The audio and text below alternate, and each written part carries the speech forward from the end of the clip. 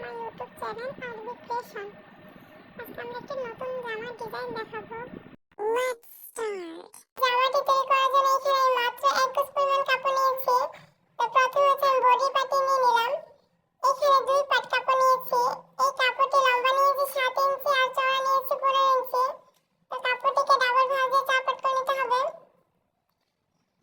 এখন আমি শোল্ডার মাপটি নিয়ে নেব। তো শোল্ডার হবে আমাদের 4 ইঞ্চি আর শোল্ডার থেকে আর্মহোল নেব 2 ইঞ্চি। এইভাবে বক্স শেপ করে তারপর আর্মহোলের শেপ দিয়ে নিতে হবে। এখন বডি মাপটি নিয়ে নেব। তো বডি হচ্ছে 24, 24 এর 4 ভাগে রাখবো 6 ইঞ্চি। সেলাইয়ের জন্য এক্সট্রা 1 ইঞ্চি বাড়িয়ে 7 ইঞ্চি নিয়ে নিলাম। বডি থেকে হাফ ইঞ্চি কম নিতে হবে কোমরে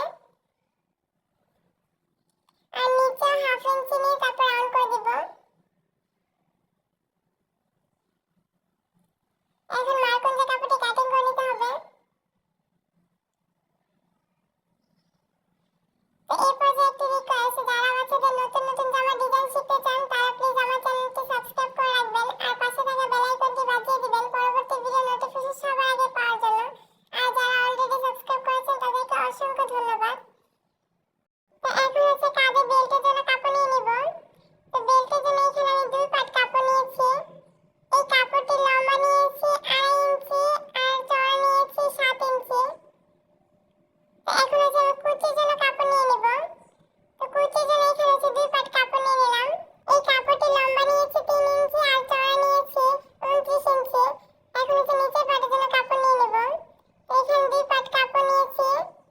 এই কাপড়টি লম্বা নিয়েছি 13 ইঞ্চি আর চওড়া নিয়েছি 30 ইঞ্চি। এখন আমি সেলাই করতে চলে যাব।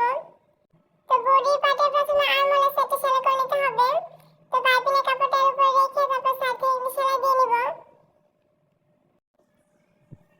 তো এখন কাপড়টিকে উল্টে উল্টো সাইডে নিয়ে আরেকটি ভাঁজ দিয়ে সেলাই দিয়ে নিতে হবে।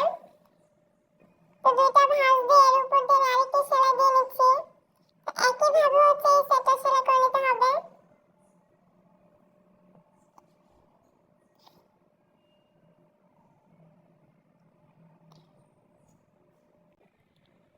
এখন গলার সেটটা সেলাই করে নিব। তো গলার সাইডে চিকন করে দুটো ভাঁজ দিয়ে তারপর একটা সেলাই দিয়ে নিতে হবে।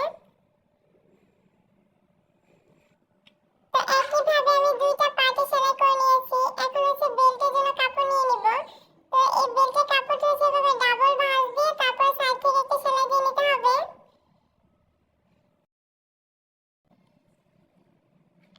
তো এখন একটা স্ক্রুড্রাইভারের সাহায্যে কাপড়টি উল্টিয়ে সোজা করে নিব।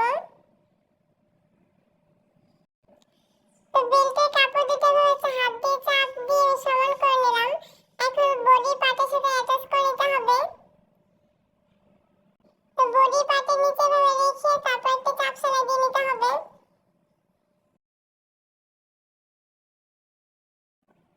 তো একইভাবে অপর সাইডটা অ্যাটাচ করে নিতে হবে। এখন কুচির জন্য কাপড় নিয়ে নিলাম। তো এই কাপড়টি সাইড থেকে চিকন করে দুটো ভাঁজ দিয়ে একটা সেলাই দিয়ে নিতে হবে।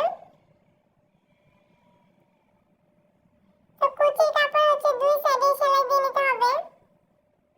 তো একইভাবে এই সাইডে আমি সেলাইটি দিয়ে নিচ্ছি। তো এখন মেশিনে যে বড় সেলাইটা আছে তা দিয়ে মাঝখানে একটা সেলাই দিয়ে নিব। তারপরে দুইটা সুতা থেকে একটা সুতা তুলে টেনে কুচিগুলো তৈরি করে নিতে হবে। তো একইভাবে আমি 2 পার্টের জন্য কুচি তৈরি করে নেব। এখন বডির পার্টের সাথে অ্যাটাচ করে নিতে হবে।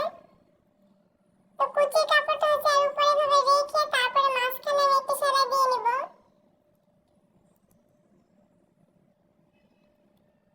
তো কুচির